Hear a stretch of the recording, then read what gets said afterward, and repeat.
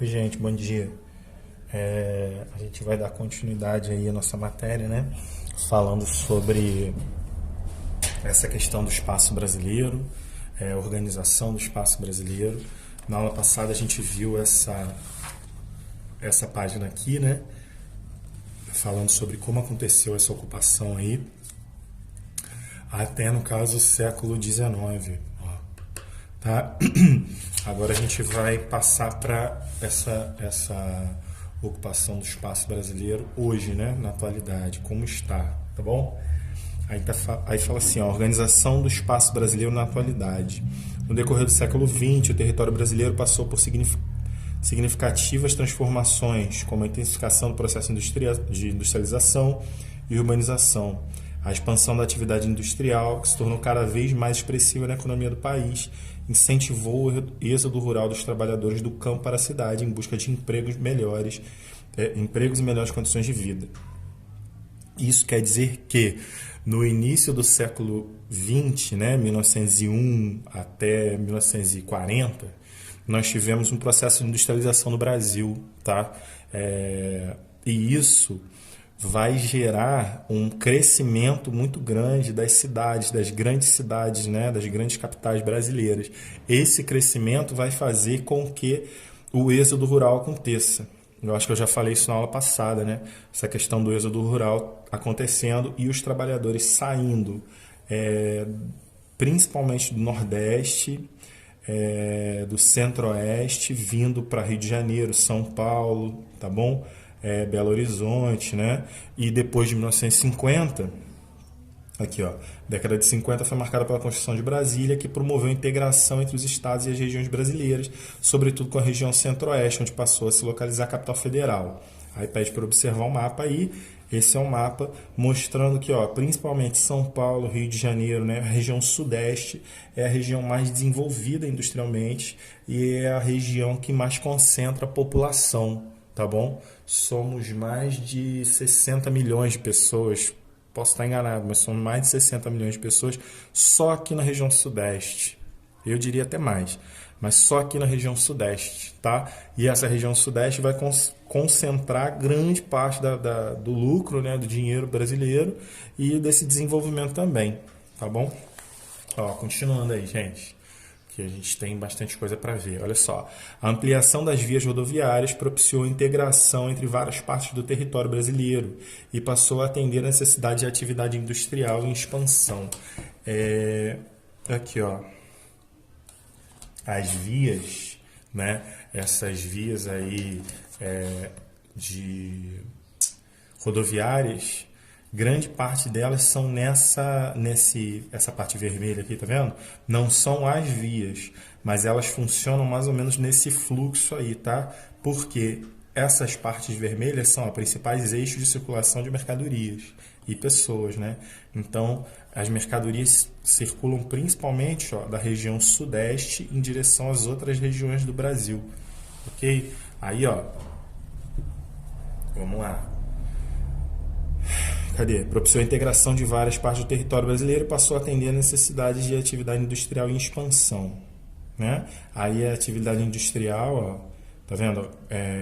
Fotografia da indústria das margens da rodovia Presidente Dutra, em Guarulhos. Ó, uma zona industrial, né, da cidade de São Paulo. Tá? Algumas áreas de ocupação e urbanização mais antigas no Nordeste foram dinamizadas e atualmente vem apresentando significativas transformações econômicas e sociais. Aqui, ó, isso aqui é uma região de moradia, né?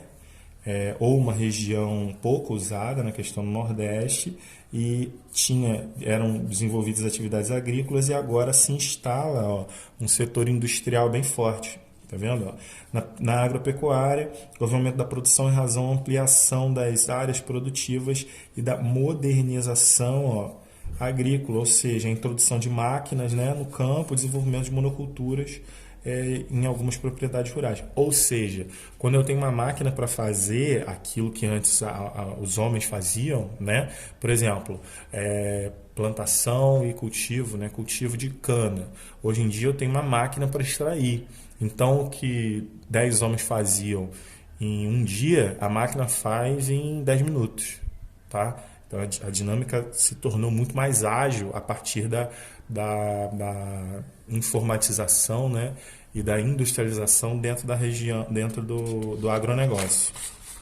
Bom, ó, aí tem uns exercícios aí, né, que a gente vai fazer depois, tá? E vamos lá.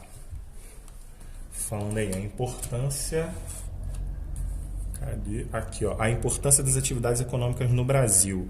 A agricultura, né, agricultura e pecuária, que são as principais atividades econômicas do Brasil.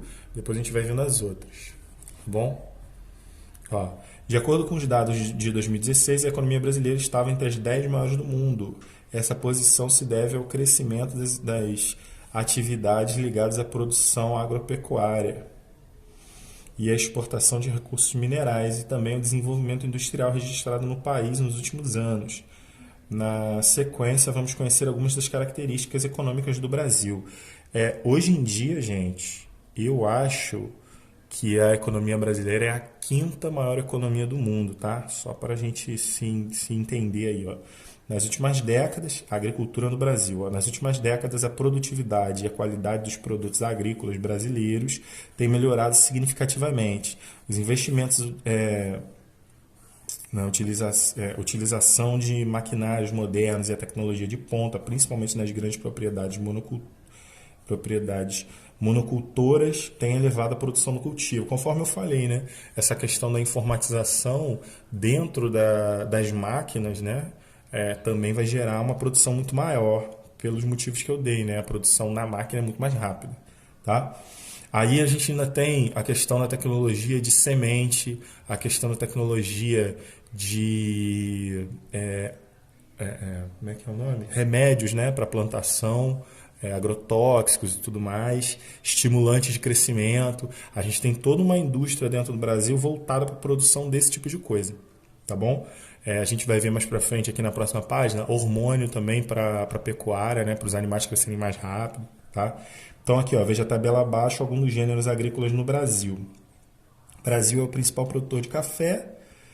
Brasil, eu acho que isso aqui tá desatualizado. Eu acho que ele é o principal produtor de café, é o segundo produtor de cana, é o terceiro produtor de laranja, terceiro de mandioca, se eu não sei, e ainda é o segundo de soja. Mas não tenho certeza não, gente. Depois a gente dá uma olhada nisso, tá? Além das propriedades monocultoras, a atividade agrícola é praticada em pequenas e médias propriedades. Aliás, essas pequenas e médias propriedades, gente, são fundamentais para a produção aqui no Brasil, tá? Para a alimentação do brasileiro. Sua produção é voltada sobretudo para o sustento da família do proprietário agricultor e para o comércio de alimentos. Nas pequenas e médias propriedades é onde se produz a maior parte dos alimentos que chega à mesa do brasileiro, tá vendo?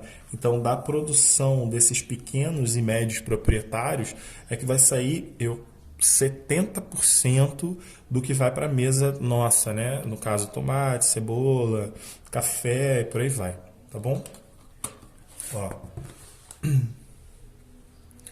Pecuária no Brasil, né? Conforme eu tinha falado aí, pecuária. A criação de animais é uma atividade desenvolvida em muitas propriedades rurais no Brasil, do país e ocupa aproximadamente 197 milhões de hectares de terra. Os gados bovinos e suínos e as aves são as principais criações no Brasil. Existem outras criações em algumas porções específicas do território, como a de búfalo, no estado do Amapá e na ilha de Marajó, e a de caprinos no Nordeste, né?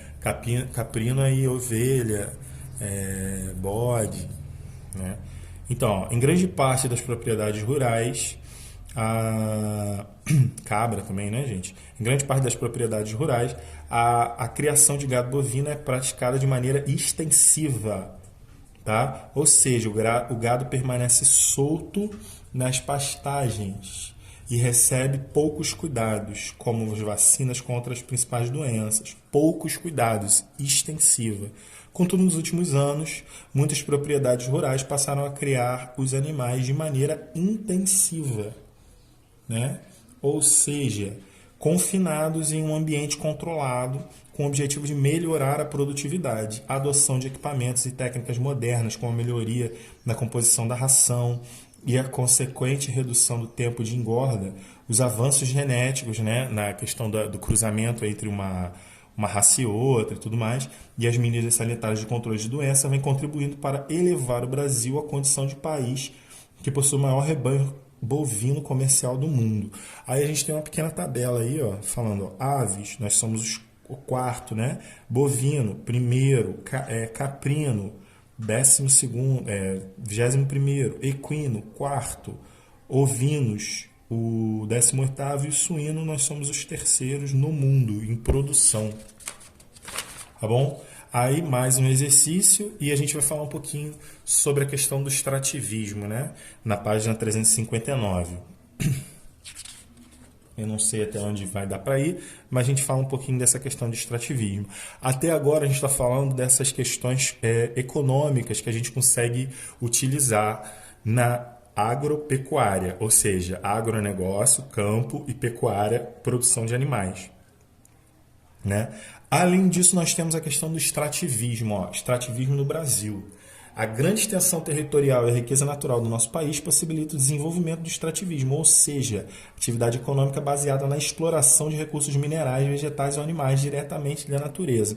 Ou seja, a gente vai diretamente nas florestas ou no solo brasileiro e faz a extração, né? Retira isso desse lugar, tá? Entre as formas de extrativismo na mais tradicional em nosso país são as que utilizam instrumentos simples e técnicas rudimentares. Essa modalidade de atividade, em geral, não costuma trazer muitos rendimentos, pois sua produtividade é reduzida, sendo muitas vezes praticada apenas para consumo. Os impactos causados por essa atividade extrativista são pouco agressivos, se desenvolvidas de maneira responsável, na época correta, respeitando-se a reprodução natural das espécies, extração de resinas de plantas, árvores, borracha, colheita de frutos, pesca, sementes, folhas, extração de óleo. A pesca, gente, acontece muito, né? Só que aí existe uma pesca que é uma pesca menor, assim, uma pesca feita por pescadores da região, e existe pesca feita já em tambores, uma pesca já mais industrial.